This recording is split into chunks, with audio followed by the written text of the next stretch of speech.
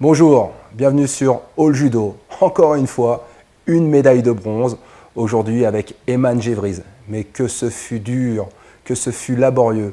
Dans la journée, il a fallu qu'elle s'y reprenne à 4 fois sur des golden scores. Et bien sûr, au bout du bout, la médaille de bronze. Alors on va retenir tout simplement que même dans la difficulté, les jambes lourdes, crispées, une pression énorme sur ses épaules, elle a réussi à aller chercher au fond d'elle-même, puiser les ressources et se concentrer sur des choses très simples. Le kumikata, l'envie d'avancer sur l'adversaire, malheureusement des morotés ratés, des sonagés pas terribles, vraiment un manque de vitesse, mais néanmoins une combativité hors du commun et vient récompenser un palmarès déjà bien lourd avec 4 titres de championne d'Europe, 2 titres de championne du monde et maintenant une médaille olympique. Voilà, on retiendra qu'elle a su puiser au fond d'elle-même pour aller chercher. Ce que je retiendrai dans sa catégorie, c'est Zolnir, qui a fait une journée extraordinaire. Et dès le premier tour, on s'est rendu compte qu'elle était dans le coup sur Malzahn, où elle va faire un Uranage extraordinaire. Et sur la même action, elle enchaîne et elle fait Jujigatame, et met donc un hippon. Et on comprend que ça va être une très grosse journée pour cette jeune fille, qui à l'arrivée sera championne olympique. Quant au garçon, Alain Schmitt, c'est une déception. Il n'a pas été bon. On ne peut pas dire autre chose.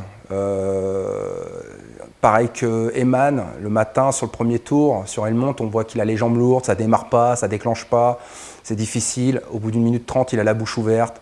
Peut-être ça a été mis un peu trop de pression, peut-être n'a pas réussi, il n'a certainement pas réussi à se livrer comme il aurait voulu. On l'a vu par le passé dans des tournois, dont notamment au tournoi de Paris, faire des super belles choses. Et là, aujourd'hui, il n'a été que l'ombre de lui-même.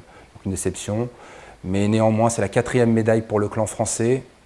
Voilà, bravo à l'équipe de France, bravo à Eman, bravo à son club, le Valois. Je retiendrai aussi en moins de 80 kg Kim, le Coréen, qui fait donc champion olympique après avoir été champion du monde. C'est le premier depuis le début des Jeux pour le judo, qui fait donc champion du monde puis champion olympique.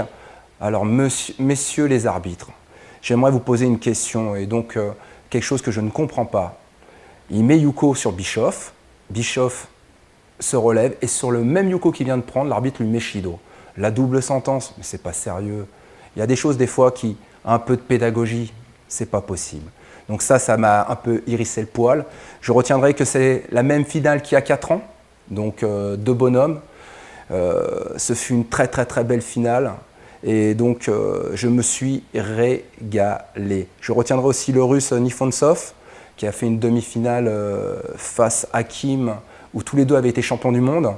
Et il n'y a pas eu débat, puisque Kim a survolé la tête et des pieds largement cette demi-finale. Kumikata, relais sur les mains, décalage, enchaînement au sol. Enfin, il n'y a pas eu de débat. Et par contre, en place de 3, Nifontsov a été très fort face au japonais Nakai en allant chercher cette médaille de bronze. J'aimerais faire une petite dédicace à monsieur Stéphane Nomis, qui actuellement est à Londres et fait 700 photos minimum jour.